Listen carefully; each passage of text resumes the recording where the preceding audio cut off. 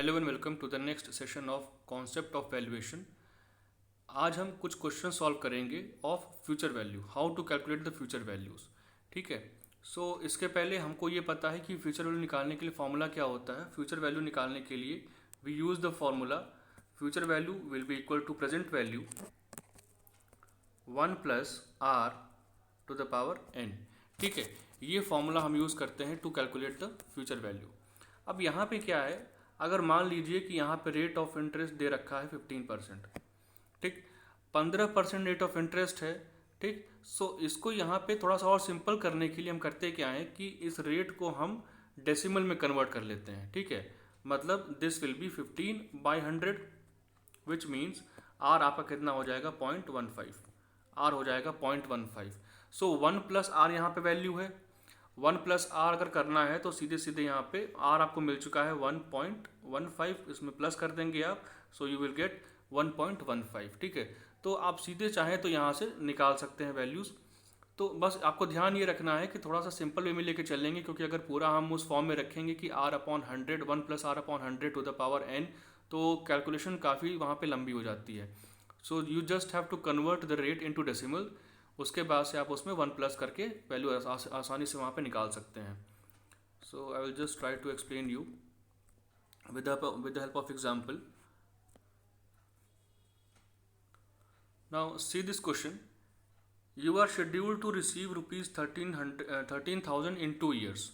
When you receive it, you will invest it for 6 more years at 8% per year. How much will you have? ठीक है, कह रहे हैं कि 13,000 रुपये आपको मिलने वाले हैं 2 साल के बाद। 2 साल के बाद आपको 13,000 रुपये मिलने वाले हैं, और जब आपको पैसा मिलेगा तो आप उसको 6 साल के लिए और इन्वेस्ट कर देंगे 8% रेट ऑफ इंटरेस्ट पे। ठीक, और यहाँ पूछ रहे हैं how much will you have, कितना आपके पास पैसा होगा आफ्टर 6 ईयर्स। सो पता लग गया हो क्वेश्चन पढ़ के कि यहाँ पे हमको निकालना है फ्यूचर वैल्यू। ठीक है, आपके पास क्या क्या है, you know the present value, you know the rate of interest and you know the time. ठीक है, निकाल सकते हैं आसानी से। कैसे निकालेंगे, just see. Now what will be the future value, you have to find out the future value. So future value will B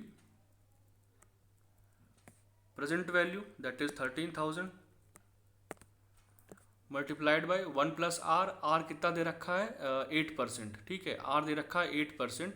1 plus are means 1 plus 0.08। ठीक है, 8% का मतलब क्या हो जाएगा, 8% is 8/100 which will give you 0.08, which will give you 0.08। ठीक है, सो are will be 1 plus 0.08, या अगर चाहें तो इसको हम डायरेक्टली भी लिख सकते हैं। डायरेक्टली कैसे लिखेंगे इसको हम, जस्ट इसमें सीधे से आप प्लस कर दीजिए 1.08। ठीक है, 1 plus 0.08 will give you 1.08 and for 6 years, 6 साल तक के लिए आप इसको इन्वेस्ट कर रहे हैं। So you just have to find out the value. ठीक है, इसकी वैल्यू अभी मेरे पास कुछ कैलकुलेटर नहीं है तो मैं निकाल नहीं सकता, but you can use the calculator. ठीक है, एग्जाम में आपको अलाउड होता है calculator, so you can just go to find out the value. आपको करना क्या है, 1.08 को 6 बार जो है मल्टीप्लाई कर लेना है। ठीक है, 6 साल तक के लिए है तो 6 बार मल्टीप्लाई कर लेना है। ठीक, और फिर जो आपके पास उसका वैल्यू आएगी 1.08 को 6 बार मल्टीप्लाई करने के बाद उसको आप 13,000 में मल्टीप्लाई कर देंगे।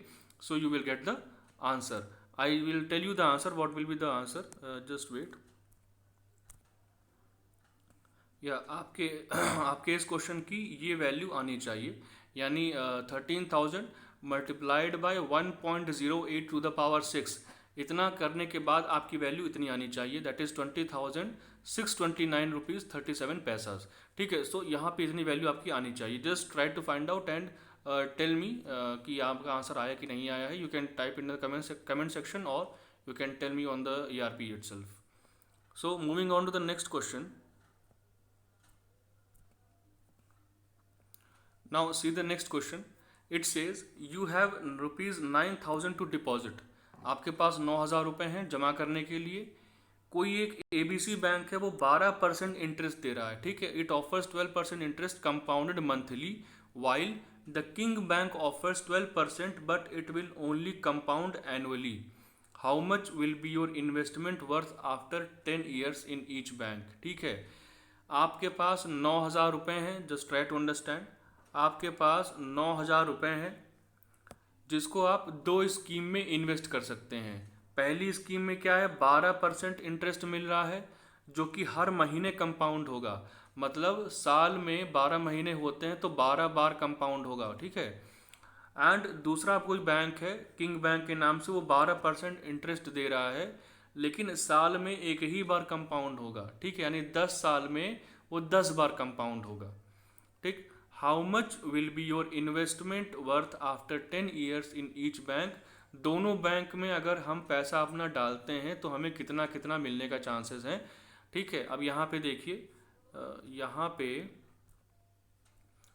प्रेजेंट वैल्यू है 9,000, ठीक, इतना पैसा हमारे पास है। हमारे पास यहाँ पे दो तरह के रेट ऑफ इंटरेस्ट हैं और दो तरह के टाइम भी हैं, ठीक है। दो तरह के रेट ऑफ इंटरेस्ट मतलब 12% एक जगह है और दूसरी स्कीम में भी 12% है। और जो टाइम फ्रेम है, एक जगह पे कितना टाइम फ्रेम है, 10 साल का टाइम फ्रेम है, ठीक है। लेट्स सी यहाँ पे जहाँ पे कंपाउंडिंग एनुअली हो रही है, हर साल में एक बार कंपाउंडिंग होगी, ठीक है। उस साल में कितनी बार कंपाउंडिंग होगी, अगर 12% के हिसाब से हम 10 साल तक के लिए इन्वेस्ट कर रहे हैं, सो साल में एक बार कंपाउंडिंग हो रही है, इसका मतलब कि 10 बार कंपाउंडिंग होगी, ठीक है। एक पैसा एक साल में एक ही बार कंपाउंड हो रहा है तो 10 साल में 10 बार कंपाउंड होगा। तो और दूसरे केस में क्या है कि यहाँ पे मंथली कंपाउंडिंग हो रही है 10 साल के लिए, ठीक, मतलब एक साल में 12 बार कंपाउंडिंग चल रही है यहाँ पे, ठीक, एक साल में 12 बार कंपाउंडिंग चल रही है। Now let's see how to solve this question. Let's see how to solve this question. इतना पता है हमको कि future value will be equal to present value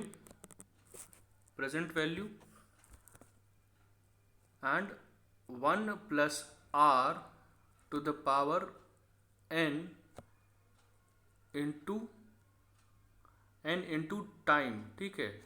या अगर टाइम ले लेते हम तो यहाँ पे पहले हम लेते थे नंबर ऑफ कंपाउंडिंग, कितने बार वो पैसा कंपाउंड हो रहा है, ठीक है, अपॉन n, ठीक।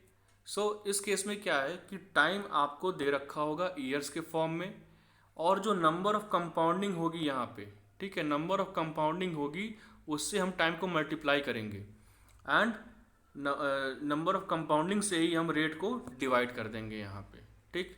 ये कॉन्सेप्ट मैंने पहले बताया था in case of compound interest, वही चीज़ यहाँ पे भी अप्लाई हो रही है। अगर कंपाउंडिंग आपकी साल में कई बार होती है, तो अगर यही साल में कंपाउंडिंग 2 बार हो रही होती हाफ ईयरली के बेसिस पे, तो क्या करते, t into 2 and rate upon 2, ठीक है। t को हम 2 से मल्टीप्लाई कर देते, टाइम को 2 से मल्टीप्लाई कर देते और रेट को हम 2 से डिवाइड कर देते। अगर मान लीजिए कि यही कंपाउंडिंग आपकी, लेट्स से यही आपकी कंपाउंडिंग जो है क्वार्टरली हो रही होती इस केस में, ठीक, क्वार्टरली हो रही होती, इसका मतलब क्या होता कि टाइम तो आपका सेम रहता, ठीक है, मतलब जितने साल के लिए इन्वेस्टमेंट चल रहा है, ठीक। अगर क्वार्टरली कंपाउंडिंग हो रही है इसका मतलब क्या है कि हर 3-3 महीने पे कंपाउंडिंग चल रही है, यानी साल में 3, 3, 6, 3, 9, 3, 12, ठीक है, साल में 4 बार कंपाउंडिंग होगी। इसका मतलब क्या है कि टाइम को 4 से मल्टीप्लाई करेंगे और रेट को 4 से डिवाइड करेंगे। जितनी नंबर ऑफ कंपाउंडिंग होंगी उतनी बार हम डिवाइड करेंगे टाइम को, डिवाइड करेंगे रेट को, और टाइम को हम मल्टीप्लाई कर देंगे उस नंबर ऑफ कंपाउंडिंग से। सो हमारे एग्जाम्पल के केस में क्या है, जो हमने क्वेश्चन लिया हुआ है उस केस में क्या है, नंबर ऑफ कंपाउंडिंग कितनी बार हो रही है, पहले केस में एक ही बार हो रही है एक साल में, ठीक, और दूसरे केस में क्या हो रही है कि साल में हर महीने हो रही है, यानी 12 बार हो रही है, ठीक है। सो इसको अगर इसको निकालना चाहें पहले केस में तो 9,000 हमारा हो जाएगा प्रेजेंट वैल्यू, ठीक। रेट कितना दे रखा है, rate I think rate is given as, या रेट इज गिवन एज 12%, ठीक है। 12% रेट ऑफ इंटरेस्ट है, यानी 12/100 मतलब कितना हो जाएगा 0.12, ठीक। 1 प्लस 0.12 विल गिव यू 1.12, ठीक है। या इसको ऐसे लेके चलो, पहले अभी रेट को डिवाइड करना पड़ेगा। सो यहाँ पे 1 प्लस 0.12, ठीक, ये आपका हो जाएगा रेट ऑफ इंटरेस्ट, ठीक। और टाइम कितना हो जाएगा, टाइम आपका दे रखा है 10 साल के लिए, फॉर 10 ईयर्स। अब कंपाउंडिंग जो है साल में 12 बार हो रही है, हर महीने कंपाउंडिंग चल रही है। इसका मतलब क्या है कि एक साल में 12 बार कंपाउंडिंग होगी। सो 10 साल में 12 बार कंपाउंडिंग हो रही है। इसका मतलब क्या है कि 10 इंटू 12, जितनी बार कंपाउंडिंग हो रही है उससे टाइम को मल्टीप्लाई किया हमने, और जितनी बार कंपाउंडिंग हो रही है उसी से हम रेट को डिवाइड कर देंगे। ठीक, उसी से हम रेट को डिवाइड कर देंगे। Now you have to solve this, और आप मुझे आंसर बताएंगे इसका। और सेकंड वाले केस में क्या हो जाएगा, अगेन प्रेजेंट वैल्यू। अब इस केस में क्या है, कंपाउंडिंग सिर्फ एक ही बार हो रही है एक साल में, सो 1 प्लस 0.12 रेट सेम है फॉर 10 ईयर्स। ये हो जाएगा फर्स्ट केस और ये हो जाएगा सेकंड केस। ठीक है, दोनों को सॉल्व करना है, आंसर आप खुद निकालेंगे। I will just tell you the answer कि आंसर कितना आ रहा है, बाकी सॉल्व आप खुद करेंगे। So I will just tell you the answer, just wait. Yes, आपका आंसर जो आएगा फॉर ABC बैंक आपका इतना आंसर आएगा। ठीक, एंड फॉर किंग बैंक जहाँ पे 10%, जहाँ पे 10 साल के लिए 12% इंटरेस्ट लग रहा था एक साल में एक बार, वहाँ पे आपका ये आंसर आएगा। और जहाँ पे 12 बार कंपाउंडिंग हो रही थी पर मंथ, साल में 12 बार कंपाउंडिंग हो रही थी, वहाँ पे इस केस में आपका इतना आंसर आएगा। Just try to find out and tell me whether you are able to find out the answer और not. Till then I will take your leave and be safe, be happy. आज के लिए इतना ही करते हैं, बाकी कुछ क्वेश्चंस नेक्स्ट सेशन में सॉल्व करेंगे। Till then, thanks a lot.